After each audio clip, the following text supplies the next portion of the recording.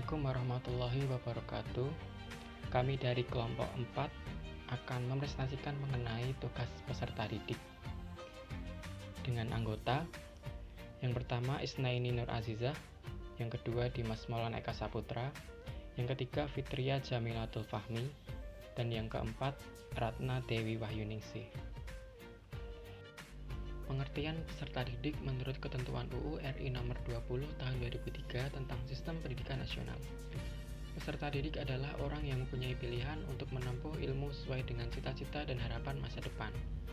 Pengertian peserta didik menurut beberapa ahli, peserta didik adalah orang atau individu yang mendapat pelayanan pendidikan sesuai dengan bakat, minat, dan kemampuan agar tumbuh dan berkembang dengan baik, serta mempunyai kepuasan dalam menerima pelajaran yang diberikan oleh pendidiknya. Selanjutnya adalah tugas-tugas dan tanggung jawab peserta didik. Menurut Al-Farahsi sebagaimana dikutip Ar-Rasyidin, bahwa di antara tugas-tugas dan tanggung jawab peserta didik itu antara lain, sebelum memulai aktivitas pembelajaran, peserta didik harus terlebih dahulu membersihkan hatinya dari sifat yang buruk. Peserta didik belajar harus dengan maksud mengisi jiwanya dengan berbagai keutamaan untuk mendekatkan diri kepada Allah. Bersedia mencari ilmu ke berbagai tempat yang jauh sekalipun. Tidak terlalu sering menukar guru. Hendaklah menghormati guru, memuliakannya dan mengagungkannya. Jangan merepotkan guru. Jangan membukakan rahasia kepada guru atau meminta guru membukakan rahasia. Dan jangan pula menipunya. Bersungguh-sungguh dan tekun dalam belajar. Saling bersaudara dan mencintai antara sesama peserta didik. Peserta didik harus terlebih dahulu memberi salam kepada guru. Peserta didik hendaknya senantiasa mengulangi pelajaran di waktu luang. Selanjutnya adalah Quran Surat Al-Hujurat ayat 1-3. Ayat 1. Ya ayyuhalladzina amanu la taqaddimu baina yadayillahi wa rasulihi wattaqullaha innallaha samiun alim. Yang artinya, hai orang-orang yang beriman, janganlah kamu mendahului Allah dan Rasul-Nya, dan bertakwalah kepada Allah, sesungguhnya Allah Maha Mendengar lagi Maha Mengetahui. Dengan asbabun nuzulnya, maksudnya adalah orang-orang mukmin tidak boleh menetapkan suatu hukum sebelum ada ketetapan dari Allah dan Rasul-Nya. Dan tafsirnya adalah, wahai orang-orang yang beriman kepada Allah dan Rasul-Nya, janganlah kalian memutuskan sebuah perkara mendahului Allah dan Rasul-Nya dalam syariat agama kalian. Karena dengan itu kalian terjatuh ke dalam tindakan membuat bid'ah. Takutlah kalian kepada Allah dalam perkataan dan perbuatan kalian. Jangan sampai menyelisihi Allah dan Rasul-Nya.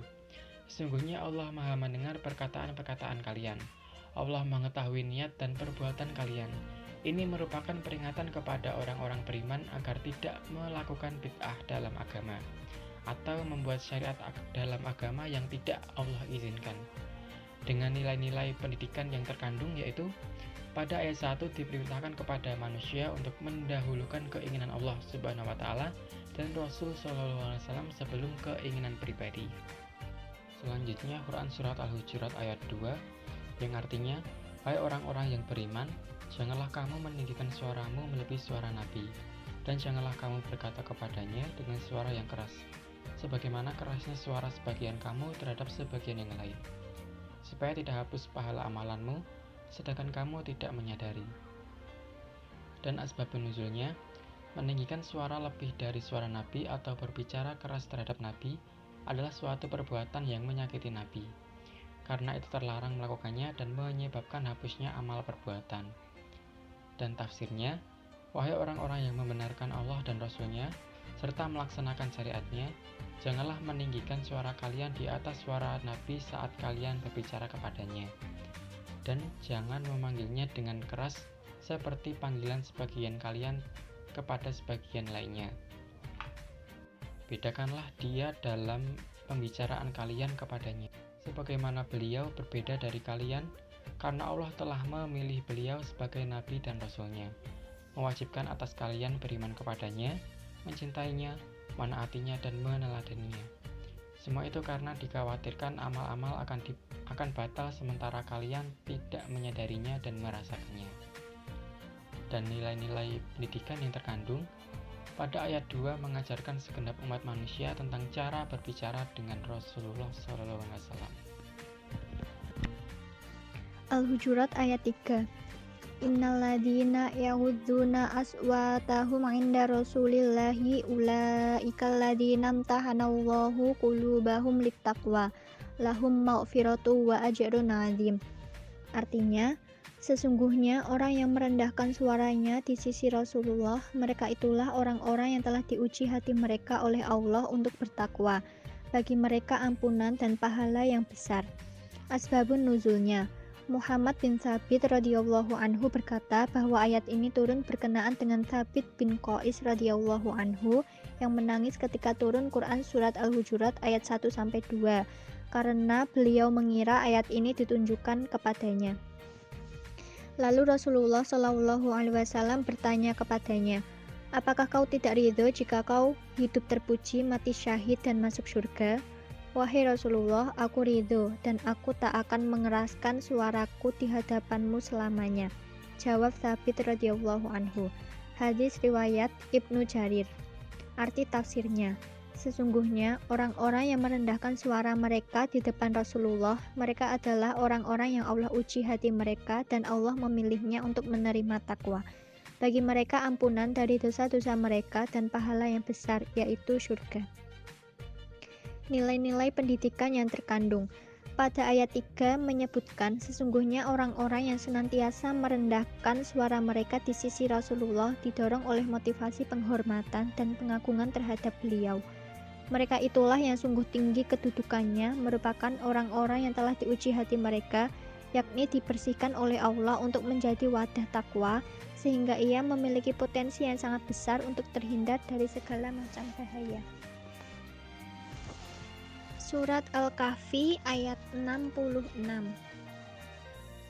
Qala lahu Musa hal attabi'uka ala an tu'allimani mimma 'ullimta rusyda. Artinya, Musa berkata kepadanya, bolehkah aku mengikutimu agar engkau mengajarkan kepadaku ilmu yang benar yang telah diajarkan kepadamu untuk menjadi petunjuk? Arti tafsirnya, dalam ayat ini diceritakan bahwa Nabi Musa meminta kesediaan Khidir untuk mengajarkan sebagian ilmu yang dianugerahkan Allah kepadanya, ilmu yang bermanfaat dan amal soleh. Ayat 67. Qala innaka lan tastati'a ma'iya sabra. Artinya, dia menjawab, sungguh engkau tidak akan sanggup sabar bersamaku. Arti tafsir, Khidir menjawab, kamu tidak akan sabar menyertaiku karena aku memiliki ilmu yang tidak kamu miliki dan kamu pun memiliki ilmu yang tidak kumiliki. Ayat 68. Wa kaifa tasbiru ala ma lam tuhid bihi khubra. Artinya, dan bagaimana engkau akan dapat bersabar atas sesuatu sedang engkau belum mempunyai pengetahuan yang cukup tentang hal itu? Arti tafsir, Khidir juga bertanya, bagaimana kamu dapat bersabar terhadap perbuatan-perbuatan yang lahirnya menyalahi syariatmu, padahal kamu seorang nabi? Atau mungkin juga kamu akan mendapati pekerjaan-pekerjaanku yang secara lahiriah bersifat mungkar, sedang secara batiniah kamu tidak mengetahui maksudnya atau kemaslahatannya. Ayat 69.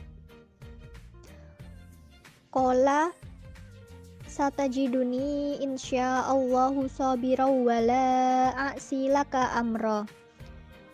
Artinya, dia Musa berkata, insya Allah akan engkau dapati aku orang yang sabar dan aku tidak akan menantangmu dalam urusan apapun. Arti tafsir, dalam ayat ini Nabi Musa berjanji tidak akan mengingkari dan tidak akan menyalahi apa yang dikerjakan oleh Khidir, dan berjanji pula akan melaksanakan perintah Khidir selama perintah itu tidak bertentangan dengan perintah Allah. Ayat 70. Qala fa inittaba'tani fala tas'alni an syai'in hatta uhditsa laka minhu dzikra. Artinya, dia berkata, Jika engkau mengikutiku, maka janganlah engkau menanyakan kepadaku tentang sesuatu apapun sampai aku menerangkannya kepadamu. Arti tafsirnya, Khidir menerima Musa dengan berpesan, jika kamu bersamaku, maka jangan tanyakan apa yang aku lakukan dan rahasianya sampai aku sendiri yang menjelaskannya kepadamu. Jangan kamu menegurku atas perbuatanku yang tidak dapat kau benarkan sampai aku sendiri yang menjelaskan keadaannya yang sebenarnya. Ayat 71. Fantolako hatta idza rakiba fis safinati kharaqaha qala akharaqtaha litughriqa ahlaha laqad ji'ta syai'an imra.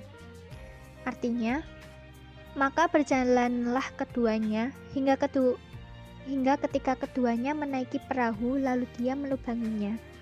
Dia Musa berkata, "Mengapa engkau melubangi perahu itu? Apakah untuk menenggelamkan penumpangnya? Sungguh, engkau telah berbuat suatu kesalahan yang besar." Arti tafsir, dalam ayat ini dikisahkan bahwa keduanya, Musa dan Khidir, berjalan di tepi pantai dan menemukan perahu. Mereka menaiki perahu itu. Namun Khidir tiba-tiba melubangi perahu itu dengan mencabut satu keping papan yang ada pada bagian perahu itu dengan kapak. Melihat itu Musa berkata, "Mengapa kamu lakukan itu? Apa akibatnya kamu menenggelamkan penumpangnya yang tidak berdosa? Sesungguhnya kamu telah berbuat kesalahan yang besar." Kemudian Musa mengambil kain untuk menyumbat lubang itu. Selanjutnya ayat 72. A'udzubillahi minasyaitonir rajim. Qala alam aqul innaka lan tastati'a ma'iya sabra. Yang artinya, dia berkata, bukankah sudah aku katakan bahwa sesungguhnya engkau tidak akan mampu sabar bersamaku? Arti tafsirnya, Khidir mengingatkan Musa bahwa ia tidak akan sanggup bersabar atas perbuatan yang dilakukan Khidir. Ayat 73. Qala la tu'akhidni bima nasitu wa la turhiqni min amri usra. Yang artinya, dia, Musa berkata, janganlah engkau menghukum aku karena kelupaanku, dan janganlah engkau membebani aku dengan suatu kesulitan dalam urusanku. Arti tafsirnya, Musa insaf dan mengetahui kealpaan atas janjinya. Dia meminta maaf pada Khidir dan memohon agar tidak memberi hukuman atas kesalahannya itu. Ayat 74. Fangtolaqa hatta idza laqiya ghulaman faqatalah qala aqtalta nafsan zakariyam bighairi nafs laqad ji'ta syai'an nukra. Artinya, maka berjalanlah keduanya hingga ketika keduanya berjumpa dengan seorang anak muda, maka dia membunuhnya. Dia Musa berkata, mengapa engkau bunuh jiwa yang bersih, bukan karena dia membunuh orang lain? Sungguh, engkau telah melakukan sesuatu yang sangat mungkar. Arti tafsirnya, dalam ayat ini dikisahkan bahwa keduanya selamat, tidak tenggelam dan turun dari kapal, meneruskan perjalanan menyusuri pantai. Khidir melihat anak kecil sedang bermain-main. Tiba-tiba Khidir membunuh anak itu. Melihat hal itu, Musa bertanya pada Khidir, "Mengapa kamu membunuh jiwa yang tidak berdosa? Sungguh, kamu telah berbuat kesalahan yang tak dapat diterima oleh akal." Ayat 75. Qala alam aqul laka innaka lan tastati'a ma'iya sabra. Yang artinya, dia berkata, bukankah sudah kukatakan kepadamu bahwa engkau tidak akan mampu sabar bersamaku? Arti tafsirnya, Khidir berkata, bukankah sudah kukatakan bahwa kamu tidak akan dapat sabar mempelajari ilmu bersamaku? Ini merupakan teguran yang kedua bagi Musa. Ayat 76. Qala in sa'altuka an syai'in ba'daha fala tusahibni qad balagta min ladunni udhra. Yang artinya, dia Musa berkata, jika aku bertanya kepadamu tentang sesuatu setelah ini, maka jangan lagi engkau memperbolehkan aku menyertaimu. Sesungguhnya, engkau sudah cukup bersabar menerima alasan dariku. Arti tafsirnya, Musa menyesal dan berkata, sesungguhnya aku bertanya tentang perbuatanmu yang akan saksikan itu karena aku ingin mengetahui hikmahnya. Maka, jika aku menanyakan lagi setelah ini, janganlah kamu mengizinkan aku mengikutimu lagi, karena kamu sudah cukup memberikan maaf bagiku. Ayat 77. Fantalaqa hatta idza ataya ahla qaryatin istat'ama ahlaha fa'abau ayyudayyifuhuma fawajada fiha jidaran yuridu ayyanqadha fa'aqamah qala law syi'ta lattakhadta 'alaihi ajra. Yang artinya, maka keduanya berjalan hingga ketika keduanya sampai kepada penduduk suatu negeri, mereka berdua meminta dijamu oleh penduduknya. Tetapi mereka penduduk itu tidak mau menjamu mereka. Kemudian keduanya mendapatkan dinding rumah yang hampir roboh di negeri itu. Lalu dia menegakkannya. Dia, Musa, berkata, jika engkau mau, niscaya engkau dapat meminta imbalan untuk itu.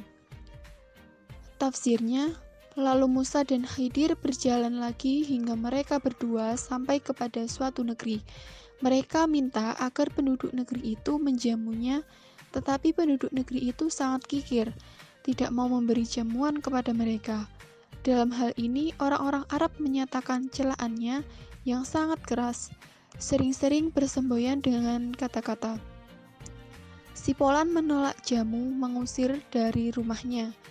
Di negeri itu, Musa dan Khidir mendapatkan sebuah dinding rumah yang hampir roboh. Maka Khidir mengusap dengan tangannya, sehingga dinding itu tegak menjadi lurus kembali. Keanehan itu termasuk mukjizatnya. Musa yang melihat dinding itu ditegakkan kembali oleh Khidir tanpa mengambil upah apa-apa. Ingin mengusulkan kepada Khidir supaya menerima bayaran atas jasanya menegakkan dinding itu, yang dengan bayaran itu ia dapat membeli makanan dan minuman yang sangat diperlukannya. Ayat 78. Qala hadza firaqu baini wa bainik sa'unabbi'uka bita'wili ma lam tastati' 'alaihi sabra. Yang artinya, dia berkata, inilah perpisahan antara aku dengan engkau. Aku akan memberikan penjelasan kepadamu atas perbuatan yang engkau tidak mampu sabar terhadapnya. Arti tafsirnya, Khidir berkata kepada Musa, pertanyaanmu yang ketiga kalinya ini adalah sebab perpisahan antara aku dan kamu. Sebagian ulama tafsir mengatakan bahwa sebab perpisahan itu tidak terjadi setelah pertanyaan yang pertama dan kedua. Oleh karena pertanyaan pertama dan kedua itu pada akhirnya adalah perbuatan yang mungkar, yaitu membunuh anak yang tidak berdosa dan membuat lubang atau merusak pada dinding kapal, maka wajarlah bila dimaafkan. Adapun pertanyaan yang ketiga adalah Khidir berbuat baik kepada orang yang kikir, yang tidak mau memberi jamuan kepadanya, dan perbuatan itu adalah perbuatan yang baik yang tidak perlu disangkal. Kemudian ayat 79, Ammas safinatu fakanat limasakina ya'maluna fil bahri fa'aradtu an aibaha wa kana wara'ahum malikun ya'khudhu kulla safinatin ghasba. Yang artinya, Adapun perahu itu adalah milik orang miskin yang bekerja di laut. Aku bermaksud merusaknya karena di hadapan mereka ada seorang raja yang akan merampas setiap perahu. Arti tafsirnya yaitu, Khidir menerangkan sebab-sebab dari segala yang telah dilakukannya. Yang pertama, perbuatan terhadap perahu yang dilubangi dindingnya. Perahu itu kepunyaan suatu kaum yang lemah dan miskin. Mereka tidak mampu menolak kelaliman penguasa yang akan merampas perahu itu, dan mereka mempergunakan perahu itu untuk menambah penghasilannya dengan mengangkut barang-barang dagangan atau menyewakannya pada orang-orang lain. Khidir sengaja merusak perahu itu dengan cara melubanginya, karena di hadapannya ada seorang penguasa lalim yang suka merampas dan menyita setiap perahu yang utuh dan tidak mau mengambil perahu yang rusak. Sehingga karena adanya kerusakan tersebut, perahu itu akan selamat. Surat Al-Kahfi ayat ke-80 yang berbunyi fa'amal gulamu fakana abawahu mu'minaini fakhasyina an yurhiqahuma tu'yanan wa kufran, yang artinya, dan adapun anak muda kafir itu kedua orang tuanya mukmin, dan kami khawatir kalau dia akan memaksa kedua orang tuanya kepada kesesatan dan kekafiran. Sedangkan arti tafsirnya, kemudian anak yang dibunuh itu adalah anak yang kafir, sedangkan kedua orang tuanya termasuk orang-orang yang bersungguh-sungguh dalam beriman. Maka kami khawatir bahwa karena kecintaan kedua orang tuanya kepada anak itu akan tertarik keduanya kepada kekafiran, dan seandainya dia masih tetap hidup akan mengakibatkan kebinasaan kepada kedua orang tuanya. Khidir juga khawatir jika anak itu hidup akan mendorong orang tuanya kepada kesesatan dan kekafiran. Al-Kahfi ayat 81 yang berbunyi fa'aradna an yubdilahuma rabbuhuma khairan minhu zakatan wa aqraba ruhman, yang artinya, kemudian kami menghendaki sekiranya Tuhan mereka menggantinya dengan seorang anak yang lain lebih baik kesuciannya daripada anak itu dan lebih sayang kepada ibu dan bapaknya. Sedangkan arti tafsirnya, maka Khidir berharap bahwa Allah memberi rezeki kepada orang tua anak tersebut serta mengganti anak yang telah dibunuhnya dengan anak yang lebih baik, lebih soleh, dan lebih sayang kepada orang tuanya. Ayat ke-82 yang berbunyi fa'ammal jidaru fakana ligulla maini yatimaini fil madinati wa kana tahtahu kanzulahuma wa kana abuhuma solihan fa'aroda rabbuka an yablugha asyuddahuma wa yastahrija kanzahuma wa rahmatan min rabbika wa ma fa'altuhu an amri zalika ta'wilu malam tasti alaihi sobaron, yang artinya, dan adapun dinding rumah itu adalah milik dua anak yatim di kota itu yang dibawanya tersimpan harta bagi mereka berdua, dan ayahnya seorang yang soleh, maka Tuhanmu menghendaki agar keduanya sampai dewasa dan keduanya mengeluarkan simpanan itu sebagai rahmat dari Tuhanmu. Apa yang kuperbuat bukan menurut kemauanku sendiri. Itulah keterangan perbuatan-perbuatan yang engkau tidak sabar terhadapnya. Sedangkan arti tafsirnya, sedangkan tentang rumah yang akan roboh itu adalah milik dua anak yatim yang di bawah bangunan itu ada harta simpanan bagi mereka.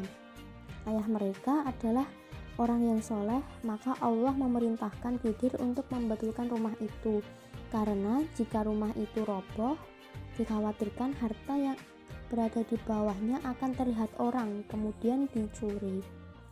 Allah menghendaki dua anak yatim itu menjadi dewasa dan menggunakan harta mereka.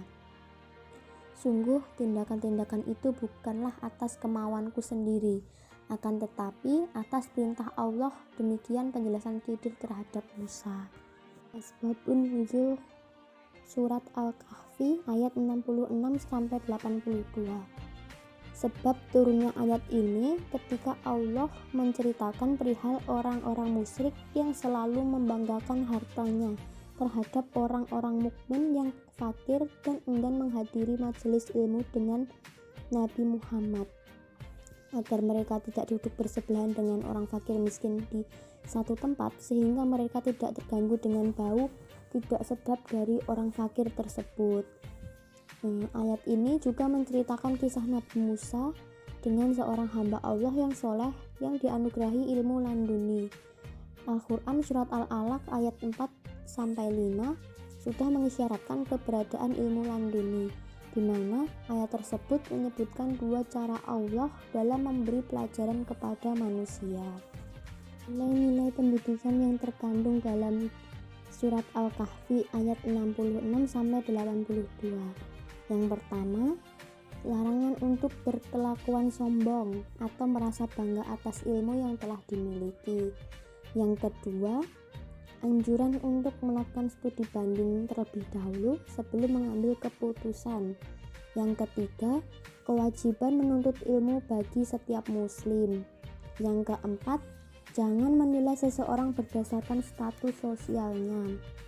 Yang kelima, Allah mengajarkan nabinya agar tidak meminta segera mendatangkan hukuman bagi orang-orang yang mendustakannya.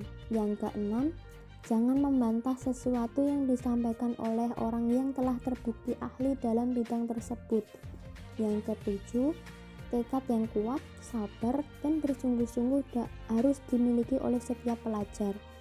Yang kedelapan, seorang pendidik hendaknya menuntun anak didiknya dan memberitahu kesulitan-kesulitan yang akan dihadapi dalam menuntut ilmu, bahkan mengarahkan anak didiknya untuk mempelajari sesuatu yang tidak sesuai dengan bakat dan potensi yang dimiliki oleh anak didiknya. Yang kesembilan, dalam mengucapkan sebuah janji, kita tidak boleh melepaskan diri dari tuntunan syariat. Yang ke-10, adanya kebolehan untuk melakukan kemudaratan yang kecil untuk menghindari kemudaratan yang lebih besar. Yang terakhir, berbaik sangka, patuh, dan taat atas petunjuk guru. Demikian presentasi dari kelompok kami. Kurang lebihnya mohon maaf. Terima kasih. Wassalamualaikum warahmatullahi wabarakatuh.